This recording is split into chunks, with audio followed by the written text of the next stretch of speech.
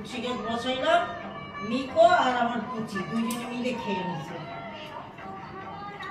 আমগাছটা কি খবর? তো আছে নীলকণ্ঠ ফুল শিবরাত্রির দিন শ্রাবণের সোমবার দুটো ফুল করছিল, পুজো দিলাম। একটা অপরাজিতা টবে বসাও ওখানে। হ্যাঁ উপরে দানা আছে, দানা বসানো বলি তো গাছ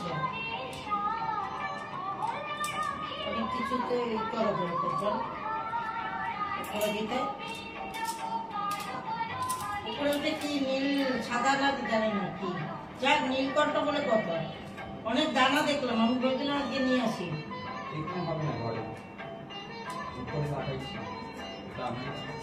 উপরে লাগালে তো হবে না, তোমার ঘরে লাগবে।